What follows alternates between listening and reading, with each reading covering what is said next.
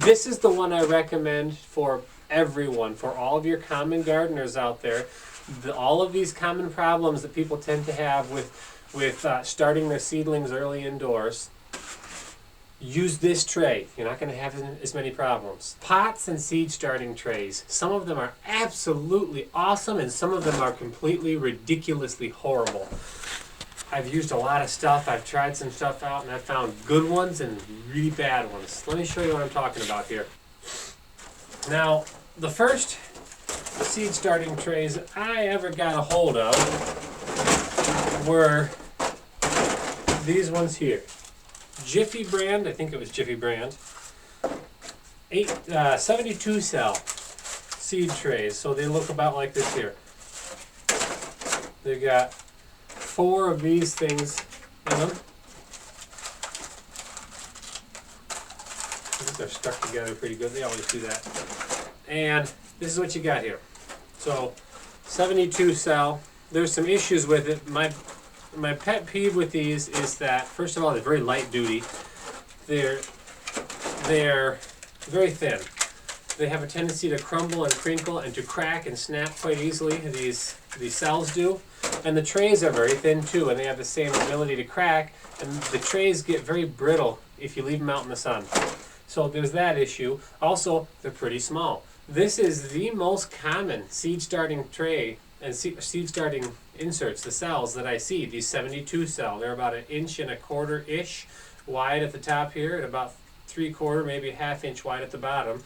They're 2 inches tall. The issue with that size, even though it's probably the most popular I've seen all across the country, is that it doesn't work well for most gardeners the way most gardeners do their timing of planting and transplanting. Most of the time, most people will have their plants way outgrown in these pots by the time they're ready to transplant them. So for that reason, I don't recommend them at all, besides the fact that they don't hold up well. Now, they can work. I used them for a few years. They work. You gotta be gentle with them, but they're not a good option, and they were a headache for the several years that I've been using them, and I was glad that I upgraded last year to a little different option. Now, the next thing that I went with was these here, and these weren't any better, but they're bigger.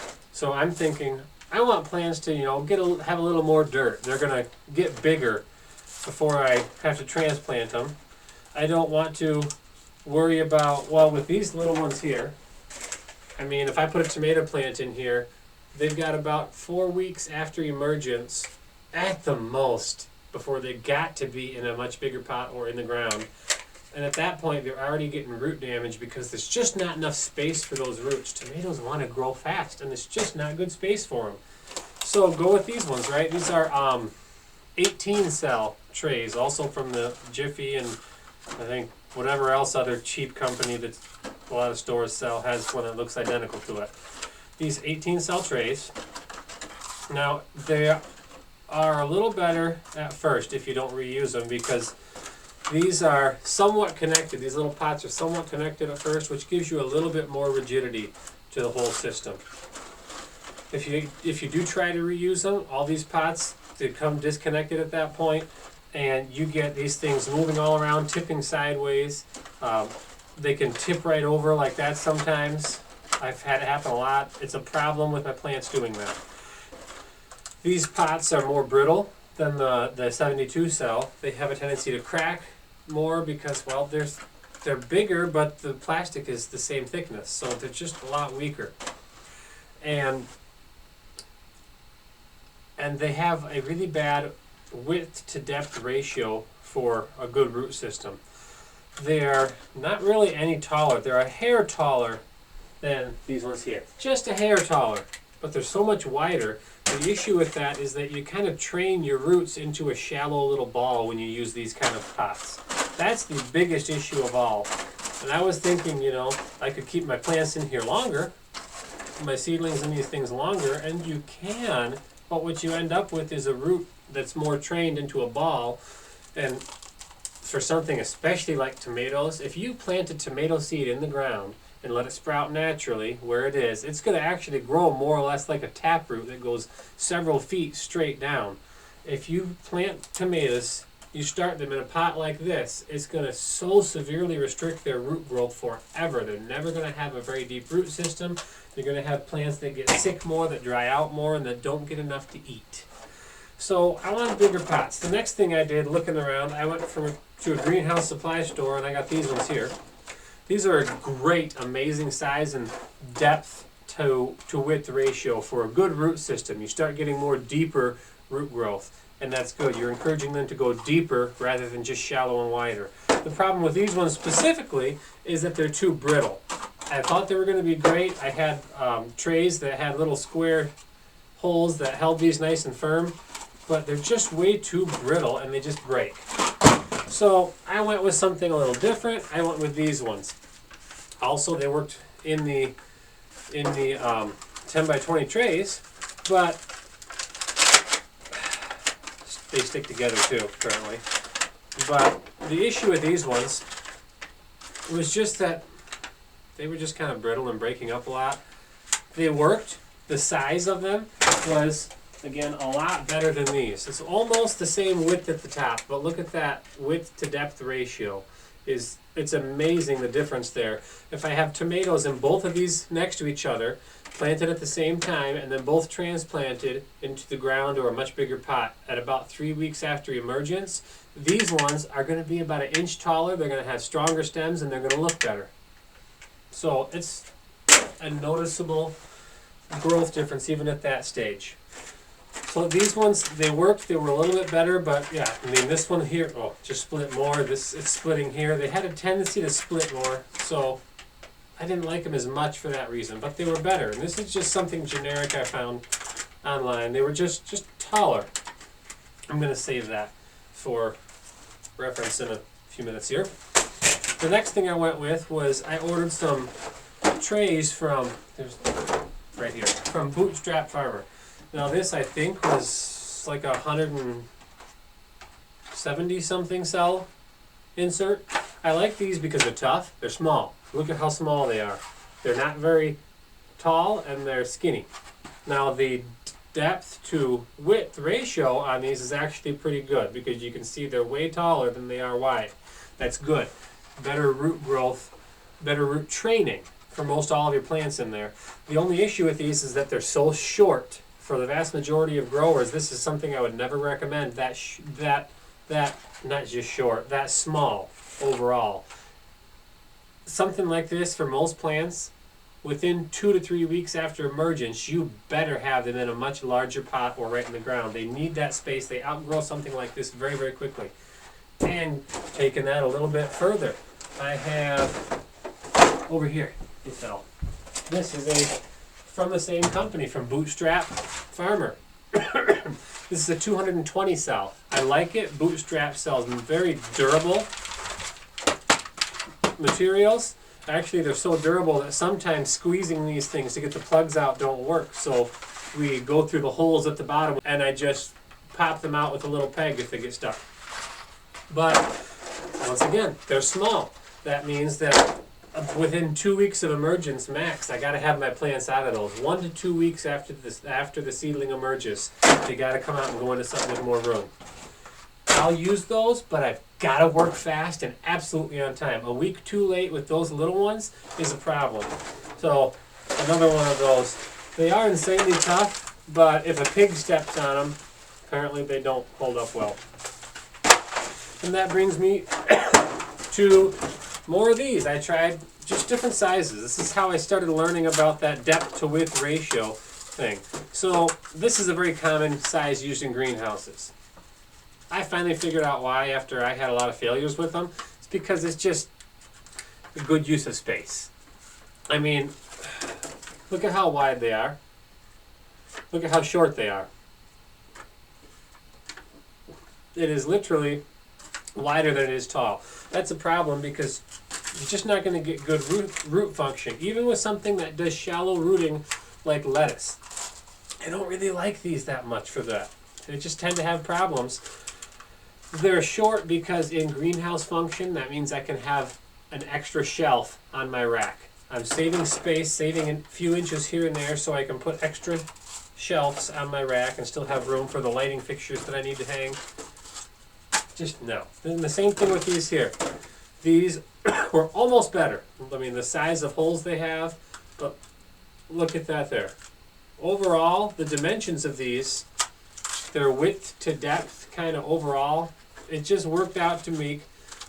I had a lot more issues with root-bound seedlings when I was using these and when I was using these. Just their shape, and even these ones, their overall shape is bad for root growth. So I'm not going to do it again. And these ones, same thing. Their overall shape, these ones are a little bit better, but their overall shape, bad for root growth. So what ones do I like the best? Glad you asked. Somebody probably asked that. Here's one that I just bought. I love it. This is a 50 cell. They're 3 inches tall. I bought this on Amazon. It was actually the cheapest price. And then I've got one similar to it here. This is the taller one. They're from the same company. These are SureRoot brand. And 3 inches tall.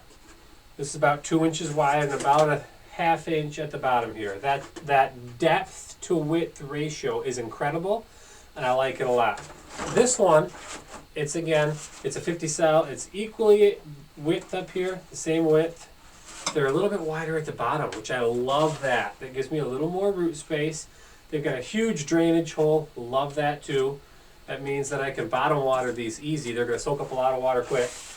And their depth to width ratio on these, that is golden. That's what I want to see right there for almost any plant. Any of my more deep rooting plants, any of my nightshades, my peas, a lot of my greens too. If I want them to have a good root system, my kale, my chard, stuff like that, where I'm going to be pulling a lot of nutrients out of that plant because I'm going to harvest it all summer long.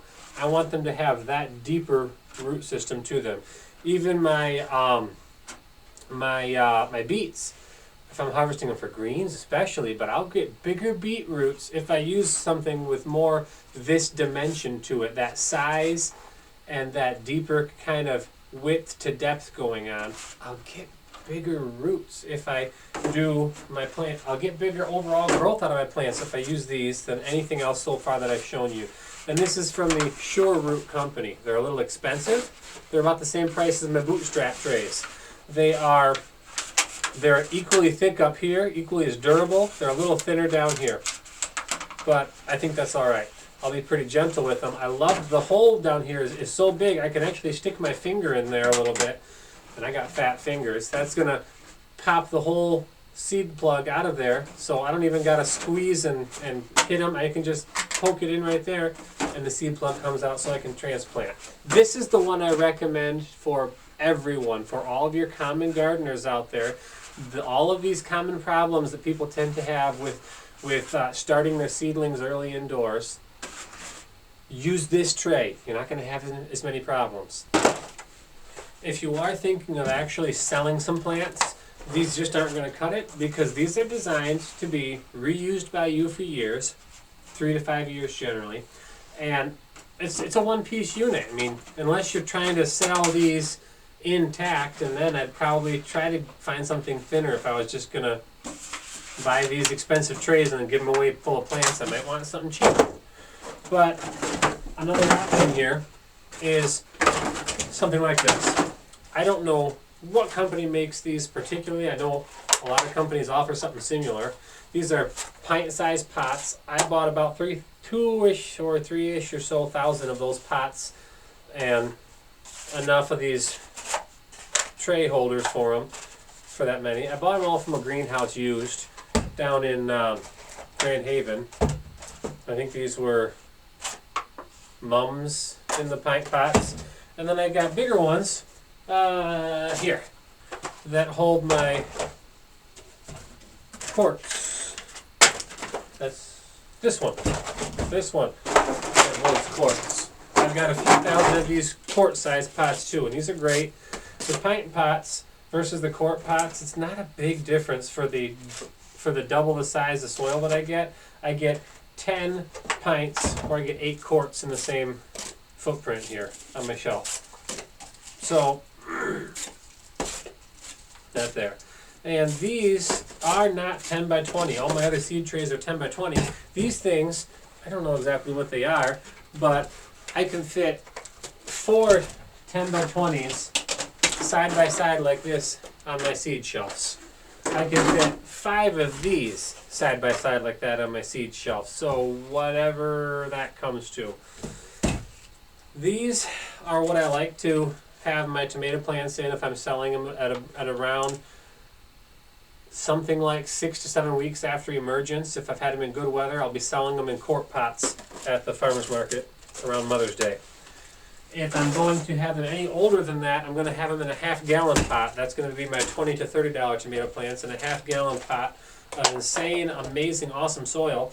And these pots usually, when you buy them, are usually going to be around $1 a piece. Unless you can get them bulk, you can find them cheaper. I actually got about 1,200-ish of these for $40. Again, used from a greenhouse. I just had to dump out all the leftover soil that was in them. But that was okay, because it's a little free soil. Anyways, to round it up, the trays that I am going to recommend for the average person here, excuse me, are Sure Root 50 Cell Extra Deeps. I've got shorter ones, and I've got taller ones. These are the ones that I recommend. Sure Root Extra Deep, or extra tall, sometimes they're called. The 3-inch tall, the 5-inch tall. These 5-inchers, man, that's massive. Get you some.